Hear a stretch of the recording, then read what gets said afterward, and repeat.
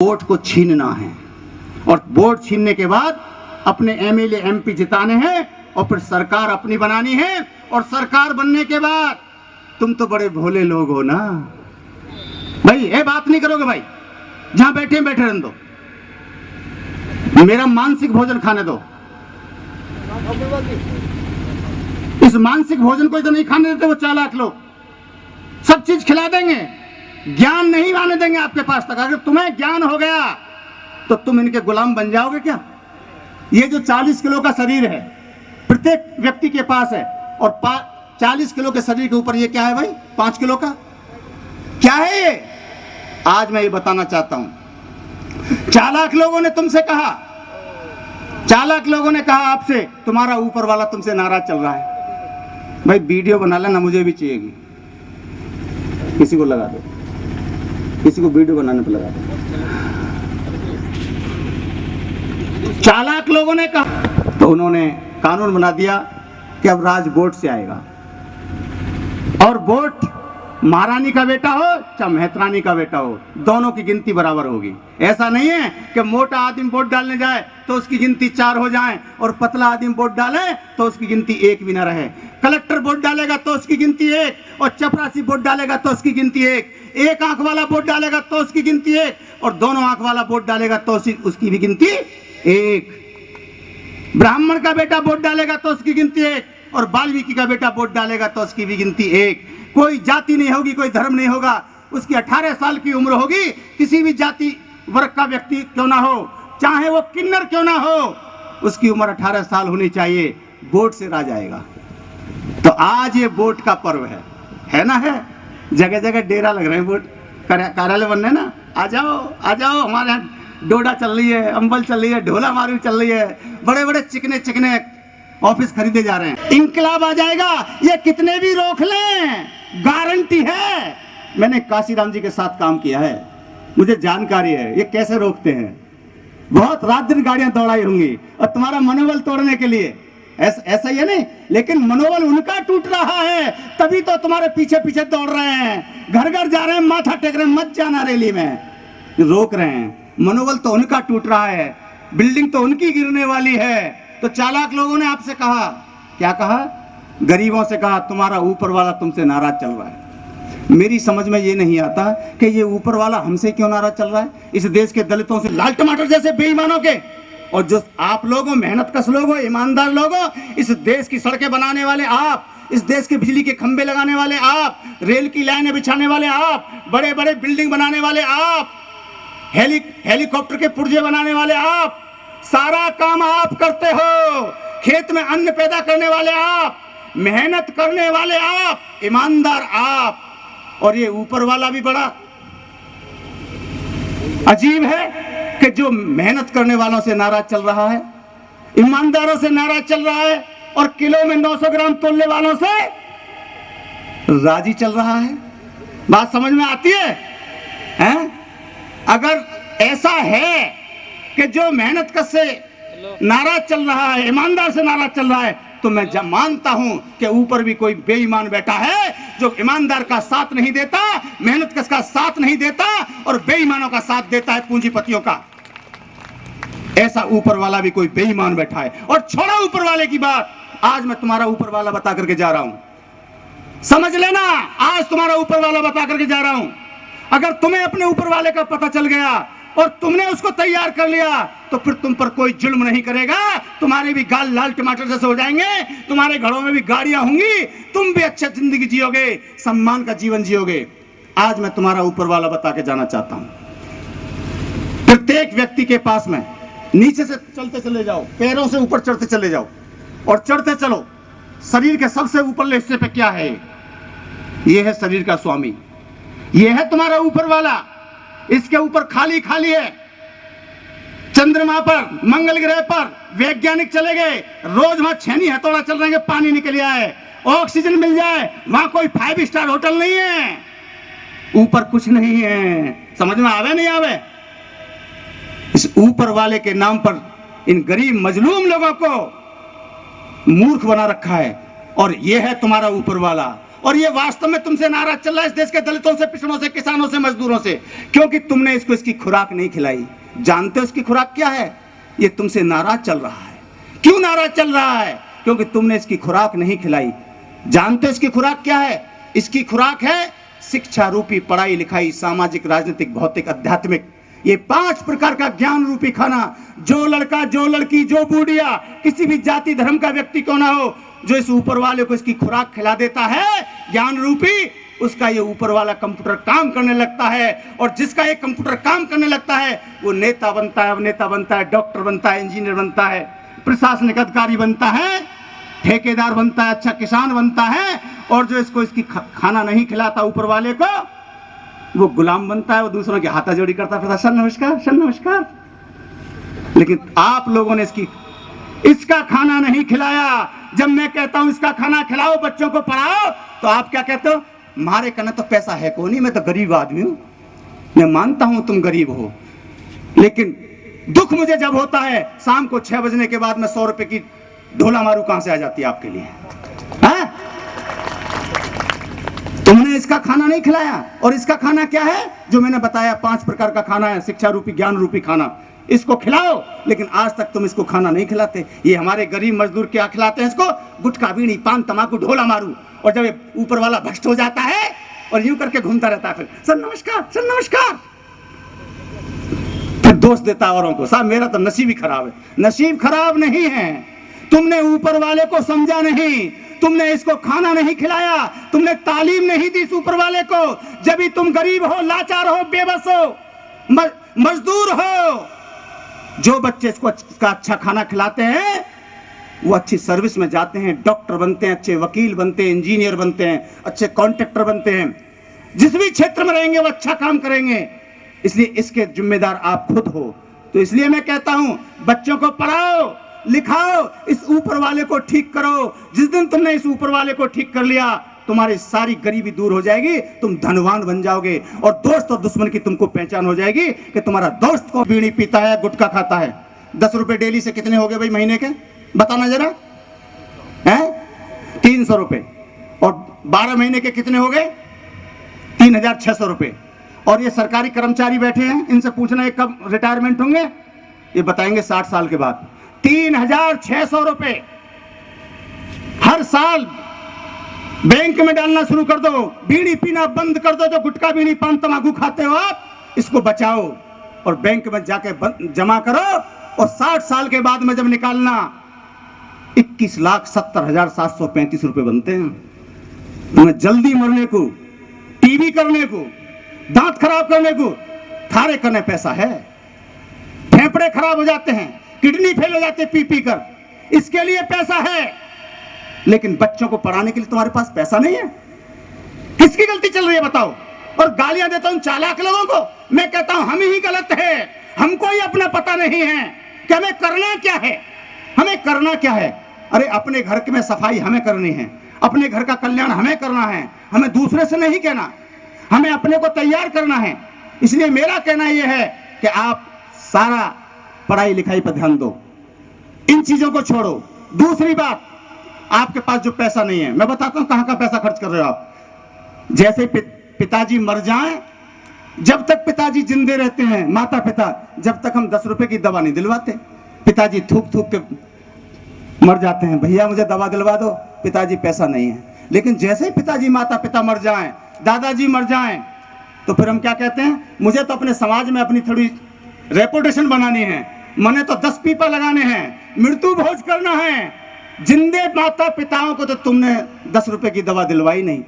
और सारे संत पुरुषों ने कहा है, किसी भी धर्म के हों, कि आत्मा सो परमात्मा, रूह अल्लाह का नूर है, आत्मा परमात्मा है, इसको मत परेशान करना, इसको तड़फाना मत, इसको अच्छा खाना खिलाना। लेकिन जिंदी आत्मा माता पिताओं को तुमने 10 रुपए की दवा नहीं दिलवाई, अच्छा खाना नहीं खिलाया, और मरने के बाद में 20 पीपा लगाऊंगा, 20 पीपा लगाऊंगा, 4 लाख रुपए लूंगा, कर्ज लूंगा, फिर जीवन भर ब्याज दूंगा, बच्चों को गुलाम बना के जाऊंगा, गरीबी में छोड़ के जाऊंगा बच्चों को। जिंदे माता पिता पर हमें 10 रुपए की दवा नहीं। जिंदी आत्मा को तड़पाया और मरने के बाद में 5 लाख रुपए मृत्यु भोज पर लगाया। और जिन्होंने मृत्यु भोज कर लिया है, आज तक किसी के पिताजी का ऊपर से टेलीफोन आया कि भाई तेने मेरा कमरा सुरग में बुक कर दिया, एसी के कमरे में रहता हूं, आया हो तो मुझे बताओ, आया कभी? है नहीं, ऐसा मत करो। सारे संत महापुरुषों ने कहा है जिंदे माता पिता ही हमारे भगवान हैं, और भगवान में 5 शब्द हैं, भय गे वे आ ने भगवान है नहीं है। भय से भूमि, गे से गगन, वैसे वायु, ऐसे अग्नि, ने से नीर। जहां 5 तत्व इकट्ठे हो जाते हैं वहीं भगवान बनता है। और भग माने माता और वान माने पिता, माता पिता ही हमारे भगवान हैं, लेकिन माता पिता की सेवा नहीं करेंगे। जैसे पिताजी बुढ़े हो गए, थूकने लगे, मुटियार क्या कहें, नौजवान लड़के, अब तो पिताजी बुढ़े हो गए हैं, थूकते रहते हैं, टीवी हो गई है, इनका माचा बाहर टेको, पिताजी को बाहर टेक दिया जाता है। और अगर कोई लड़का मृत्यु भोज नहीं करे, समझदार लड़का, भरत मेघवाल जैसा एडवोकेट, समाज सुधारक, अगर कोई मृत्यु भोज ना करे तो समाज के पंच पटेल क्या कहें, ए छोरा तेने मृत्यु भोज नहीं किया, तेरे पिताजी भी खिचड़ी माथे बैठे हैं। समझ में आवे? जबरदस्ती उसको गुलाम बनाने का तरीका। तो फिर कौन गलत है बताना आप? हम ही तो अपनी गलती कर रहे हैं ना, हम ही कर रहे नहीं कर रहे गलती। इन चीजों को छोड़ो, बुराइयों को छोड़ो। अब तुम कह रहे होगे साहब बात तो यहाँ चुनाव की चल रही थी, ये बात कहां से आ गई? जानते हो कौन सा समाज राजा बनता है? जानते हो? जो समाज सभ्य होता है, जो समाज सुधारक होता है, जो समाज स्वस्थ होता है माइंड के रूप से, शरीर के रूप से, वही राज करता है। इसलिए पहली मेरी दवाई तुम्हें स्वस्थ करने की है कि तुम इन बुरी बातों को छोड़ो, तब मैं तुमसे वोट की बात करूंगा। मेरी बात समझ में आई है आपके? नहीं आई? हाथ उठाना किस किस की समझ में आई है? दोनों हाथ उठाओ भैया। फोटो ले लेना कि नटना जाए, मारवाड़ का पानी जरा ले लेना फोटो इनका, बहुत जल्दी नटे हैं ये। धन्यवाद।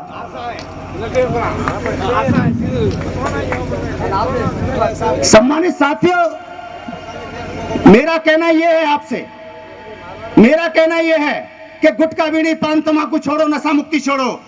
लेकिन जहां जहां मैं जाता हूं मुझसे पीने वाले क्या कहते हैं, अरे मलिक साहब आ गए, अब तो ये हमें डांट के जाएंगे। हम इनकी मीटिंग में नहीं जाते, हम नहीं जाते इनकी मीटिंग में। और कुछ समझदार लोग कहते हैं हम तो उनकी मीटिंग में जरूर जाएंगे क्योंकि 21 लाख रुपए मिलेंगे, और मिलते हैं उनको 21 लाख पूरे जीवन में, जो मेरी बात को मानता है, गुटखा बीड़ी नहीं पीता। और कुछ कहते हैं नहीं साहब हम पे पीना नहीं छूटेगा। तो फिर मैं कहता हूं पियो, दब के पियो। अगर 1 बोतल पीते हो तो 4 बोतल पियो, और 1 सिगरेट पीते हो तो 5 सिगरेट पियो। छोड़ूंगा नहीं। इधर से चलोगे तो इधर से समझाऊंगा, इधर से चलोगे तो इधर से समझाऊंगा, समझा के तो मैं छोड़ूंगा जहां भी जाता हूं। अगर तुम पीते तो पियो, और पीने के 3 फायदे हैं। अगर तुम पियोगे तो तुम्हें 3 फायदे बहुत जल्दी मिलेंगे। नंबर 1, जो नशा करते हैं उनको पहला फायदा होता है कि उनको घी खरीदने की कोई जरूरत नहीं पड़ती, क्योंकि पीला पीला मुंह में से निकलता ही रहता है। एक पहला फायदा ये भी है। दूसरा फायदा ये है कि नशा करने वाले व्यक्ति के घर में कभी चोरी नहीं होती, उसे पुलिस की जरूरत है ही नहीं, उसके घर में चोरी नहीं होती, क्योंकि जब भी रात को चोर आते, चोर छुपे, वो खांसता रहता है, खो खो खो। चोर कहता नहीं भैया जग रहा है। तो दूसरा फायदा। और तीसरा फायदा बहुत भयंकर है, डबल भयंकर है, बहुत फायदा है उसमें। जो आदमी नशा करता है उसको कभी कुत्ता नहीं काटता, क्योंकि जब वो रास्ते में चलता है तो वो थूकता हो जाता है, खो खो खो। वो कुत्ता कहता है, उधर से डॉगी कहता है कि मेरे स्टाफ का आदमी आ रहा है, इसको काटना नहीं है। ये 3 फायदे हैं, करो इस काम को, या मानना ही पड़ेगा आपको। अगर आप इस बात को मान गए तो वोट की ताकत को तो 2 मिनट में समझ जाओगे, क्योंकि वोट में पावर होती है। जानते हो वोट में कितनी पावर है? अब आता हूं मैं वोट पर। अब मैंने तुम्हारा दिमाग थोड़ा ठीक कर लिया नहीं कर लिया, क्योंकि बोतल में पानी होता है तो उसमें डालो तो निकल के भागता है, पहले बोतल खाली करनी पड़ती है। अब मैं वोट पे आता हूं। वोट में जानते हो कितनी ताकत है? वोट में इतनी ताकत है कि वोट से राज आता है। जिसकी वोट ज्यादा वो गांव का सरपंच, और सरपंच जीतने के तुरंत बाद करोड़ों रुपए की चेकबुक उसके हाथ में आ जाती है। वो एक गांव का राजा होता है, राजा। जानते हो राजा होता नहीं होता? एक गांव का राजा जीतने के तुरंत बाद उसके हाथ में करोड़ों की चेकबुक आ जाती है। और वो किससे जीतता है? कोई भगवान जिताता है क्या उसको? ईश्वर अल्लाह जिताता है क्या? वोट जिताती है वोट। वोट एक एक वोट इकट्ठी करता है। वो 5 साल से लगा रहता है, किसी की मौत में जाता है, जिंदगी में जाता है, पास बैठता है, बीड़ी पीता है, भैया भाईचारा बनाता है, साधता रहता है एक एक जाति को।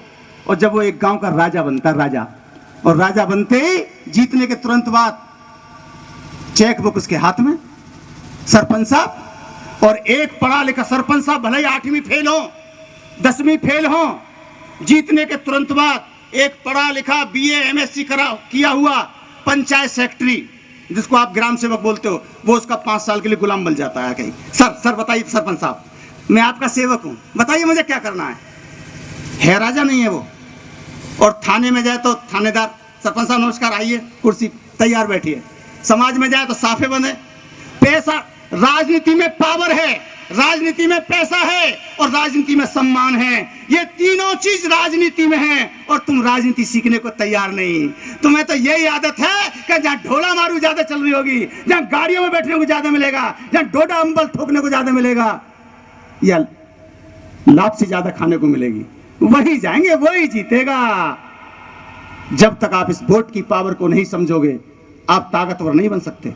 जीतने के तुरंत बाद वो करोड़पति सरपंच, और जो प्रधान बन जाए वो डबल करोड़पति, और जो जिला प्रमुख बन जाए वो अरबपति, और जो मुख्यमंत्री बन जाए वो खरबपति, और प्रधानमंत्री बन जाए तो कोई पता ही नहीं, पैसा ही पैसा, पैसा ही पैसा। और इसे कौन बनाता है, कौन बनाता है बताना? वोट थारी, वोट थारी, और थे इस वोट की कीमत हम जो को नहीं। एक चाय बेचने वाला भारत का राजा बन गया, जो ट्रेन में चाय बेचता था, मैं नहीं कहता हूं, वही कहता था, मैं ट्रेन में चाय बेचता था बड़नगर रेलवे स्टेशन पर। है? किससे बना राजा? पापा जी ने बनाया था राजा, उनको, उनके पापा ने बनाया था क्या? वोट ने, आपकी वोट ने बनाया था, और आपकी वोट को उन्होंने तरीके से लिया। 15 लाख रुपए देंगे, और थारे मुंह में पानी आ गया, अब तो 15 लाख मिलेंगे। हाँ, स्मार्ट सिटी बनेगी, make in India, still India, shining India. जनता पागल हो गई, क्या क्या इंडिया इंडिया, और अब कहने का अब इंडिया है नहीं, अभी भारत है। कोई पता नहीं कब क्या बोलने लगे। मान्यवर साहब, आपने ऐसे झूठे आदमी को भारत का प्रधानमंत्री बना दिया, किसके लालच के चक्कर में? 15 लाख मिलेंगे, आज तक तो आए नहीं। अभी दूसरा और कोई प्रलोभन मिलेगा, आने वाला है प्रलोभन। मई के महीने में चुनाव होंगे लोकसभा के, फिर कोई ना कोई नया ड्रामा आएगा, उसके बारे में बताऊंगा। इसलिए वोट की कीमत को समझो। ये वोट में पावर है, जिसकी वोट ज्यादा है वो गांव का राजा, वही एमएलए, वही एमपी, वही ताकतवर होता है। और वोट थारे कने हैं। वोट किसकी ज्यादा है बताओ? आपकी ज्यादा है या नहीं है वोट? है? फिर क्या कारण है कि कम वोटों वाले लोग राजा बन जाते हैं? क्यों? क्योंकि आपने कभी राजनीति को समझा नहीं। चालाक लोग, ये कांग्रेस, जानते हैं कांग्रेस क्या है? कांग्रेस आपकी असली दुश्मन है। बाबा साहब डॉक्टर अंबेडकर को हराने वाली कांग्रेस। बाबा साहब डॉक्टर अंबेडकर को किसने हराया था? बताओ किसने हराया था? उस समय कांग्रेस ने हराया था। 1932 में बाबा साहब डॉक्टर अंबेडकर जब इस देश के दलितों का, पिछड़ों का, गरीबों का न्याय मांगने के लिए लंदन में गोलमेज सम्मेलन में वहां लड़ाई लड़ रहे थे, वकालत कर रहे थे, उस समय विरोध किसने किया था? इसी कांग्रेस ने किया था। पूना पैक्ट किसने किया था? इसी कांग्रेस ने किया था। बाबा साहब को जीते जी इस कांग्रेस ने रुलाया। और कांग्रेस जाने से पहले बाबा साहब ने कहा, ए मेरे भारत के गरीब लोगों, बहुजनों, तुम इस कांग्रेस के 4 आने के मेंबर भी मत बनना। लेकिन हम तो कूद कूद का कांग्रेस को वोट दे में, मैं तो कट्टर कांग्रेसी हूं साहब, दादा कांग्रेसी, परदादा कांग्रेसी, और पोते में इंजेक्शन लगा के जाऊंगा बेटा, तू भी कांग्रेस का रहना। आप अपने वजूद को, अपनी जड़ में कुल्हाड़ी मारते हो, फिर कहते हो कि हमें कांग्रेस खराब है। इस कांग्रेस के राज में ही पूरा राजस्थान रेपिस्तान बन गया। थाना गाजी कांड होना, थानों के अंदर बलात्कार होना, चूरू के अंदर, सरदार शहर में, इस गहलोत की सरकार में। और आज ये कांग्रेसी किस मुंह से आ रहे हैं आपके बीच में, और फिर आप कह रहे हो हम कट्टर कांग्रेसी है। अरे हम जीते चाहे हारे, इस कांग्रेस के लिए गड्ढा खोदना है, इसको दफन करना है। ये कांग्रेस ही हमारी असली दुश्मन है। कांग्रेस के 2 गुलाम, दलित और मुसलमान, गुलाम समझ रखा है हमको। हम इनके बाप की बापोती हैं। बीजेपी से डर जाएंगे, कांग्रेस को वोट दे देंगे, बीजेपी से डर जाएंगे, कांग्रेस को वोट दे देंगे। इस कांग्रेस को ही खत्म करना है। एक एक वोट आने वाली 25 तारीख को केतली के निशान पर एक एक वोट दे करके भाई भरत मेघवाल को जिताना है। ये काम करोगे नहीं करोगे बताओ? हाथ उठा के बताओ, करोगे नहीं करोगे? करोगे? धन्यवाद। दूसरी बात सुनो, बीजेपी वाले भी बड़े खुश हो रहे होंगे, मलिक साहब तो कांग्रेस के बारे में बोल गए हैं, अब बीजेपी वाले भी थोड़े सुन लें, उनके भी 2-4 लोग लगे हुए होंगे, कांग्रेस के तो 2-4 ज्यादा लगे होंगे, कैमरा लगा हुआ होगा इनका, बताएंगे तुम्हारा फोटो में कौन कौन था, मजा कर चमचागिरी करेंगे अच्छा बनने के चक्कर में। मैं जब सब जानता हूं, 35 साल यही काम किया है, कितने एमएलए एमपी बना डाले हमने। बिल्कुल सही है। हाँ। ये बीजेपी वालों का एक नारा, क्या हमारी सरकार बनेगी, बीजेपी की सरकार बनेगी तो हम इस देश के अंदर गरीबी दूर करेंगे। इन्होंने तो गरीबी दूर की नहीं, गरीब दूर कर दिए। 1200 रुपए का सिलेंडर दे दिया, जो 400 का सिलेंडर आता था वो 1200 का। दाल पे पैसे बढ़ गए, चीनी पे पैसे बढ़ गए, रेल यात्राओं पे पैसे बढ़ गए, बसों के पैसे बढ़ गए, खाद के पैसे बढ़ गए, कपड़े पे पैसे बढ़ गए, हर चीज पे पैसे बढ़ गए। और कहते थे, मोदी जी कहते थे अब की बार मोदी सरकार। अरे कैसी मोदी सरकार है भाई, कैसी मोदी सरकार है? नोट तुमने हमारा बंद कर दिया, स्कूल तुमने हमारे बंद कर दिए, बच्चों को पढ़ना तुमने छुड़ा दिया, बेरोजगार तुमने कर दिए, अग्निपथ योजना तुम ले आए, अग्निवीर तुमने बना दिया, चारों तरफ बेरोजगारी आ गई। पूरी सही है। एक पूर्णनाथ, साध्वी ऋतंभरा, साध्वी वसुंधरा, साध्वी महाभारती, साध्वी प्राची, साध्वी प्रज्ञा, साध्वी देवा, ये सारे के सारे साधु सन्यासी मंदिरों को छोड़ करके ये तो जा रहे हैं संसद में वोट लेकर के, एमएलए एमपी बन के लाल बत्ती में चल रहे हैं। और तुमसे क्या कह रहे हैं? दलितों से, पिछड़ों से, किसानों से, मजदूरों से तुम मंदिर में बैठे घंटा बजाओ, तुम्हें फंसा गए मंदिर में, आप चले गए संसद में। है ये मंदिर विरोधी नहीं है? है नहीं है? बताइए। ये राम विरोधी भी है। ये राम का नारा केवल वोट लेने के लिए देते हैं। बीजेपी के, आरएसएस के एक भी नेता के नाम में राम का नाम हो तो मुझे बता देना। अटल बिहारी वाजपेयी, उनके नाम में राम का नाम है? कृष्ण मूर्ति, कुशाभाऊ ठाकरे, वेंकैया नायडू, नितिन गडकरी, राजनाथ सिंह, अमित शाह, नरेंद्र भाई मोदी, एल.के. आडवाणी, प्रवीण तोगड़िया, सीपी जोशी यहाँ के प्रदेश अध्यक्ष, वसुंधरा सिंधिया, नारायण सिंह देवल, इनके नाम में कहीं राम का नाम है? और जिनके नाम में राम का नाम लगा हुआ है, अल्लू राम, पल्लू राम, ढोलू राम, पकड़ू राम, झगड़ू राम, उन्हें ये ठोक रहे हैं, मार रहे हैं पानी पीने पे भी। बात समझ में आ रही है ना? ये राम विरोधी है, राम को मानने वाले लोग हैं। और हमारे तो सबके पीछे राम लगा हुआ है, चाहे रामविलास पासवान हो, चाहे जगजीवन राम हो, चाहे काशी राम हो। है नहीं है? इन दलितों के, पिछड़ों के हर एक के नाम में राम मिलेगा। जिनके नाम में राम लगा हुआ है उनकी ये पिटाई करते हैं, और जिनके नाम में राम नहीं लगा हुआ वो राम का नारा देते हैं। इसलिए छोड़ो इनकी बात। आने वाली 25 तारीख को आपको अपना एक एक कीमती वोट भाई भरत मेघवाल के केतली वाले निशान पर लगा करके विजयी बनाना है। समय कम है और काफी मेरे पास कैडर है। जो मेरा एक बार कैडर सुन लेगा, मजाल उसे कोई सोना देके भी तोड़ना चाहे, टूट नहीं सकता। ये ध्यान रखना कि ये जो माइंड है ना 50 किलो 5 किलो का, इसको मैं ब्रेन बास कर देता हूं, ब्रेन बास। ये आरएसएस के लोग जानते हो आरएसएस क्या है? आरएसएस में 3 शब्द हैं, RSS. RSS racial super system, उच्च वर्गीय लोगों का संगठन। तुम्हारा नहीं है नाई गडरिया कुम्हार धीमर बलाई वेरवा रेगर मेवाल घाची यादव गुजर जाट बिश्नोई कलवी चौधरी केवट मल्ला निषाद कहार देवासी, इनका नहीं है। ये इन लोगों का है, उन्हीं लोगों की आरएसएस है, तुम्हारी नहीं है। तुम्हें गुलाम बनाने के लिए बनाई है कि तुम इनका झंडा डंडा उठाते रहो और गुलाम बनाते रहो। तो फूल वही चुन पाते हैं जो कांटों से टकराते हैं। अधिकार ना मांगे मिले कभी, अधिकार तो छीने जाते हैं। जय भीम, जय भारत। छीन लो 25 तारीख को अधिकार, डाल दो केतली वाला वोट। और वोट पर्दे में पड़ती है, वहां कोई कैमरा लेकर नहीं खड़ा होता। कैमरा लेकर खड़ा कोई रत्न देवासी जी, नारायण देवल जी के लल्लू राम फत्तू राम वोट कहां जा रहे हैं? खाओ पियो उनकी और वोट ठोका केतली की, टक टक टक टक टक टक ठोक दो। चाला किसी लोग के समझ जाओ, गांव गांव तैयारी कर दो इसको। धन्यवाद। जय भीम। काफी अच्छा उद्बोधन मलिक साहब ने गा